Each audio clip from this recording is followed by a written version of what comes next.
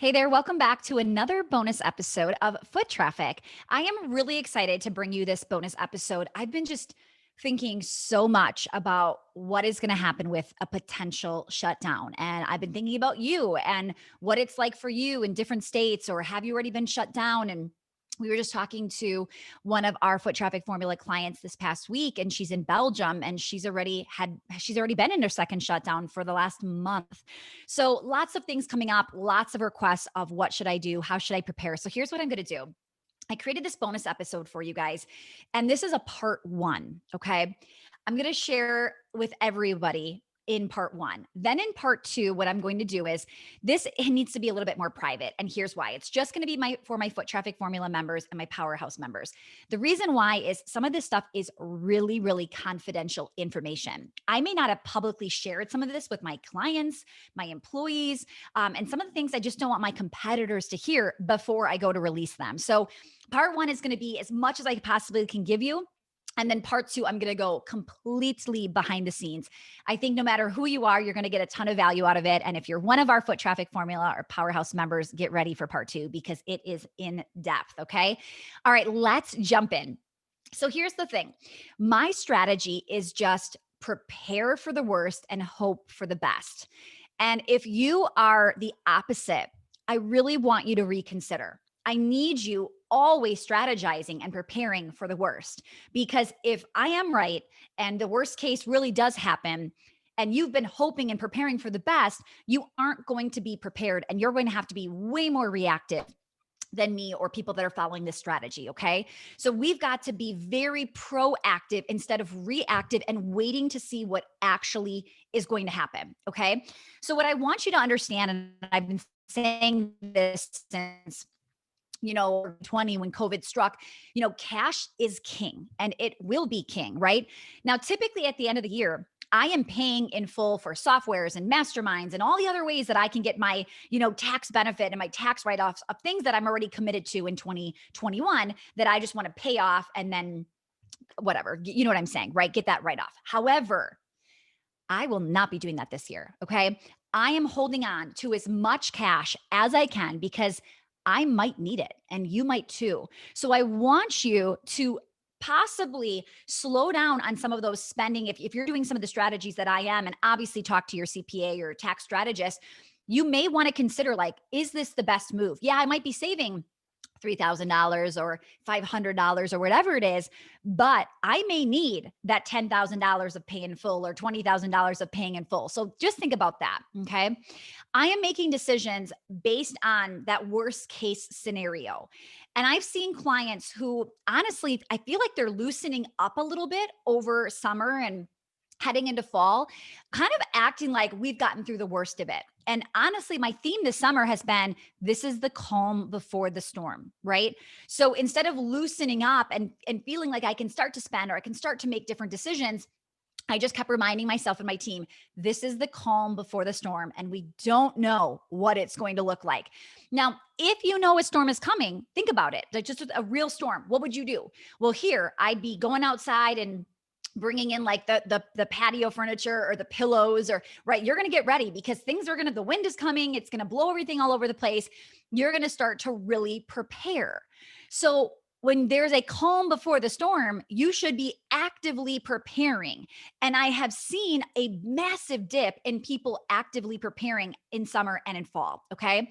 So please know that for some of you, and I think I'm still here too, this is still the calm before the storm, but now it's like the clouds are really, all the shades of dark blue and gray. It looks pretty scary outside, right? That is where we are right now. It is like it's coming, and we just don't know when that rain is going to fall or that lightning is going to strike. Okay. Now, people are saying things like, well, this vaccine should make everything go away and be back to normal by May of next year. Okay. So now people are starting to act like, oh, we just need to get through May. But again, these are all predictions from people who have no idea. Now, I caution you with this way of thinking. This is dangerous. No one has any idea when this will be over, right? And no one can tell you how our clients are going to feel. Even if the vaccine is out and things start to get better, What will their fears be? What psychological effects will our buyers have? Like, what will be going through their mind? They may still not be ready to go back to normal, even if this goes away. There may still be a fear of what if it comes back, or what if it, right? This could still be a multiple year process. And honestly, this is changing the way we are doing business. So, again, I'm helping you prepare for the worst so you are in the best shape as humanly possible. Okay. Now, I'm a huge fan of Survivor, and it kills me if I have any Survivor fans out there. It kills me that it's not on, and who knows when it will come back, because it's not safe for them to go to Fiji and be on this island, right, with COVID. So I don't know. Anyway, my point is, if you watch Survivor, the theme of it is outwit, outplay, outlast. Here's what I realized. We may not be able to watch Survivor, but we are on that game right now. We are playing the Survivor game. You have to be able to outwit, outplay, outlast your competitors. Okay. And let me tell you, the people that do are going to reap massive rewards.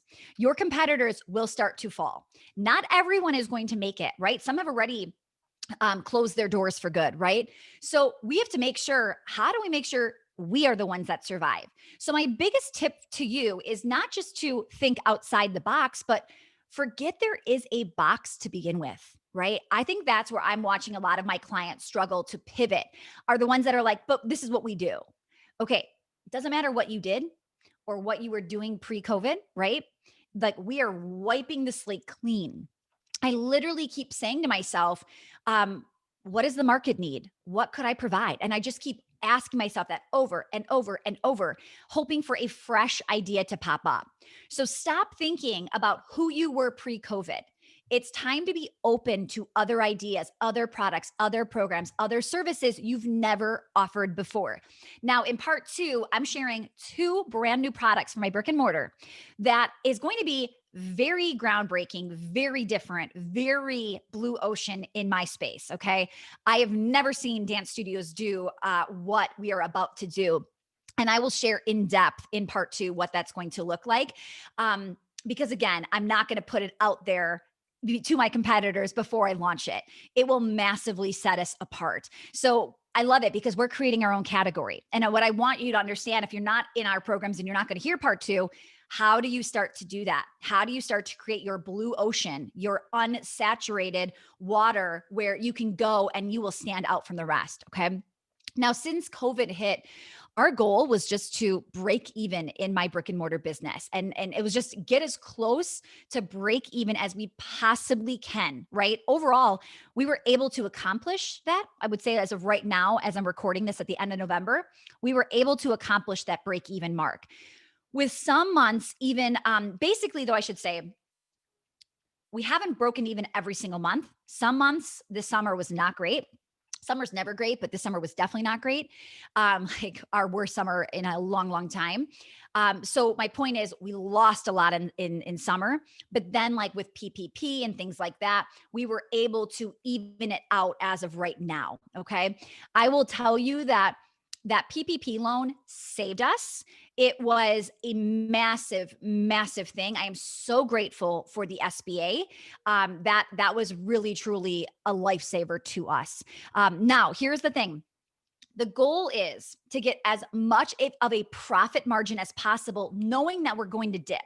So if my goal before was just get break even, the goal as soon as we got break even was how much can we profit, even if it's 1,000 or 2,000, right? We're just going to keep pushing, like, how do we get higher and higher and higher, knowing that going into another shutdown is going to have us, it's going to cause some of our clients to want to drop, right? Now, that's what I want you to understand. I also want you to think about this. Do not expect another PPP loan, okay? So again, prepare for the worst. So if you're thinking, well, the last shutdown, the PPP loan came in and we were fine, so now you're thinking that's going to happen again. But why would you think that? That is not something that has been said. That is not something that has been promised. We have no idea if that is going to happen. So do not hope for the best here and assume a PPP loan is coming. Okay. So I think one of the reasons we are in such good shape is because I never expected it. And honestly, I wasn't expecting it because we didn't get it the first round. We did not we applied immediately, but we did not get funding and they said it was gone, right? So we were actually like round two. It took us almost, I think, 2 or 3 months before we received any funding. But it was such a blessing in disguise because I had to work like it wasn't coming because honestly, I didn't know if it was. And now I realize I have to keep working like no one is going to help me because that will get me in the best shape I can. If you're working and thinking, oh, the government's going to help us, or this is going to happen, or my state's going to do this, or I'll get another grant, that is again where it's like you're preparing for the best. And when the best doesn't happen, you won't be prepared. Okay. So I'm working right now like there is no money coming because guess what? There really might not be. Okay. Now, if another round comes because of a shutdown, right? If we get another round of PPP loans, whatever, great. Icing on the cake. I'd rather have that to be a bonus. My CPA and I, we are always having our numbers be very conservative. We are not going like, well, no, I think we'll do an extra this much, throw that in there. No, no, no. We're like, this is what it looks like you're going to do, right? Let's err on the side of caution and really have that be, again, like that buffer. Okay. Now, knowing that a shutdown could happen any day, right? And probably definitely in January is what my mind is thinking. Now, I'm not getting political here. Please don't don't take this as a political comment. But in my mind, again, I'm preparing for the worst, you guys, okay? So in my mind, I'm thinking at the very least a shutdown is going to happen when we switch over to the new president, right? I have seen many things where he has said, like, he believes a shutdown will help, right? So, in my mind, again, if you're like, that's not happening, he did not say that. No, listen, prepare for the worst, right? I am preparing that the worst case scenario is he jumps in and all of a sudden we are closed, okay? So, again, not political. I'm just preparing for what could happen. So, in my mind right now, I am thinking we could close any day, right? And then I'm thinking best case scenario is we close in January. Now, again, if I'm wrong, if we don't close in January, icing on the cake. So I just want to show you what is happening in my brain because I think we are in like really, really good shape right now. And I know from working with hundreds of entrepreneurs that many of them are not in great shape. Okay. Now, I hope I'm wrong. I hope there is no shutdown in January. I will be ecstatic if you agree with that. Okay.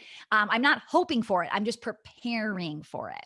Now, if I know we are going to experience most likely a massive dip because I already know that 100% of my clients, they're not interested in going from in person to virtual. I am positive of that. I have proof from last March to show you that. Now, last time, here's what I want you to understand too. Last time in March and April, I want to say, I think we had like a 90% retention in the beginning. And I'm not expecting that this time because last time my clients thought that it was for 2 weeks. And so did I. We thought we were only going to be closed for a tiny bit. And then we thought, well, maybe, okay, not, it's longer than 2 weeks, but maybe it'll be 2 more weeks. Like people were holding on to this will be short and sweet. Now people know. I mean, here in Wisconsin, we were closed, I think, for 2.5 months. Okay. People are not going to hold on to the idea that this is temporary, which is why, again, my preparing for the worst is to get ready for a massive drop. Now, if I kept 90% this time, you guys, I might only keep 50%. And I hope I can even keep that, right? So again, I start to think about worst case scenario and who do I need to be to sustain worst case scenario. Now, this is where I'm hoping that my two brand new products that I'm coming out with, they're pandemic proof, meaning they can sell in a pandemic. And here's the thing. Nothing is really pandemic proof, but it's pandemic friendly, right? It's kind of like I'm gluten free, and it's kind of like when they tell you like it's gluten friendly. It's not really like gluten free, just in case, right? I kind of feel the same way about this. So one product is coming out, I think, in the next week or two, and the other one is going to be we're going to start to sell it in December and have the program start in January. And I am doing these two things now, knowing and hoping that they could be making up for a 50% drop or a 20%. I mean, whatever happens, right? We are just trying to get these, and they're pandemic proof where they're also going to be sold not just to my local brick and mortar area, but which we will heavily focus on our local brick and mortar area because they're as warmed up as can be. Like they're a massive list for us, but we're also going to sell both products nationwide, which opens the doors for us major. Okay. Now, again, these products are very different. If you're thinking I'm just selling dance classes virtually online, I can tell you people are not interested in that. Okay. We tried to sell that back in March and April and May, and people just didn't want it. So we are coming up with different ideas that people do want, and this would be exciting to them. So stay tuned. Okay. So the question is, what are you creating? You might be thinking, oh, I'm not creating anything. I'm just waiting it out, or I want you to have a plan of creating something new. Now, both of these products that I'm creating, they are not quick, generate money and then be done with it. These are two products that I see us keeping forever. I see these two products totally changing what we are selling. Not, I shouldn't say that. Not changing what we are selling, but adding to it, right? So right now I know what my major, most popular classes are at my studio.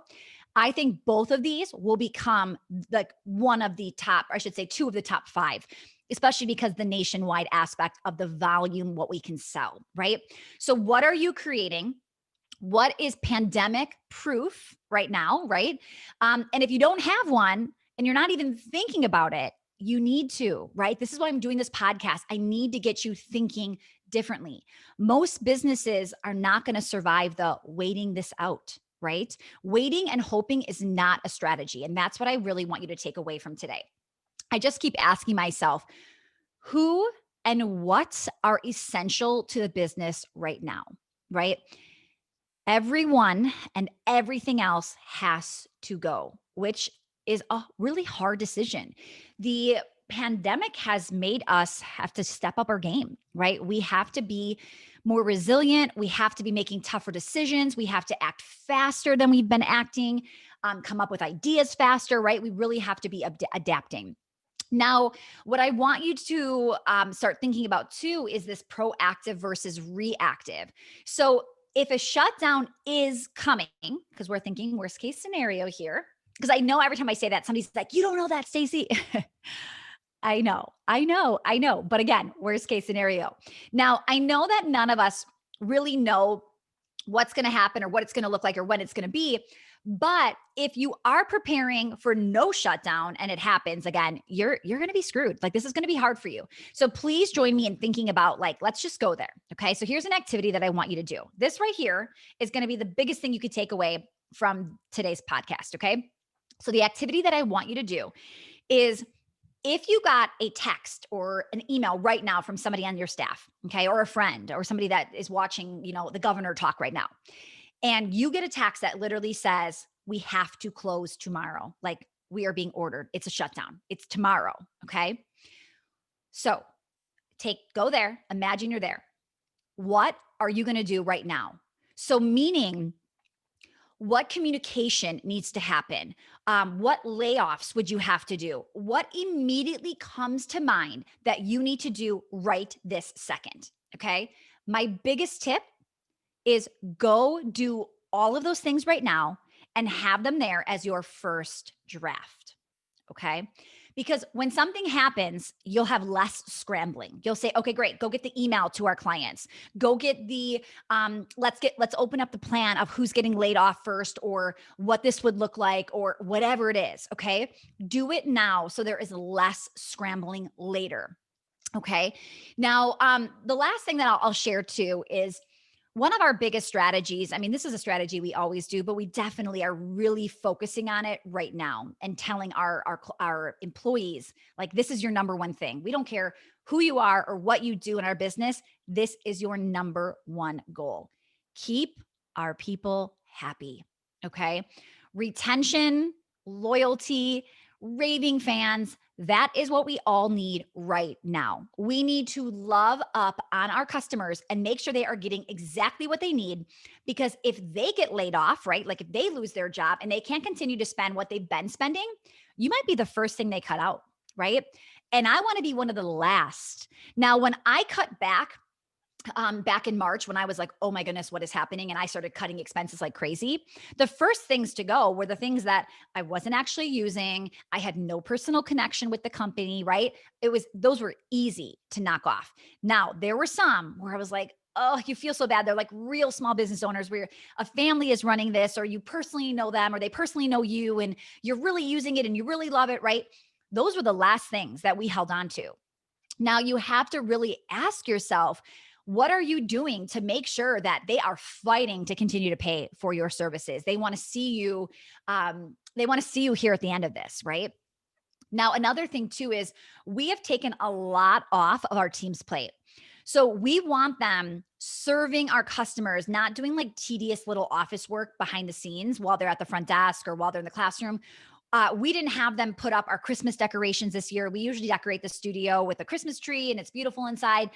But my point was, I would rather pay the receptionist to make phone calls and check in to see how people are doing and how things are. And, I want to do things that really make a massive difference because everybody needs to be using their time wisely. So go look at what you're outsourcing and you're delegating and what they're doing and ask yourself, do we really need to spend money on that right now? Or is there a better use of our money and our time? Okay. All right. That is it for part one. Now, if you are a foot traffic formula or powerhouse client, get ready for all the juicy details in part two. We are going to make sure we'll add this to your private Facebook group as well. Now, for everybody else, our theme for the month of December in our free Facebook group, the Foot Traffic Community, is a December sprint.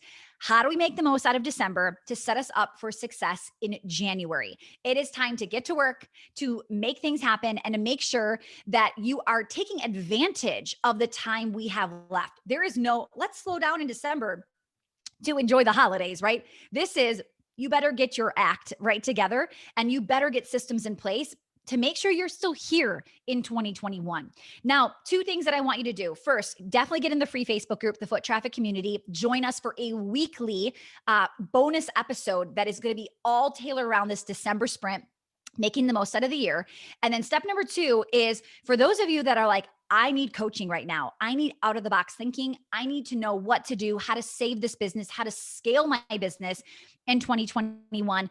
Definitely reach out to us. Come join us in the Foot Traffic Formula program. And again, you'll get to see part two as one of our bonuses we're throwing in this week as well. Just shoot us an email, info@stacytoshel.com, and we'll send you all of the details, or go to foottrafficprogram.com. All right, guys, I will see you next week for another episode. Bye, everyone.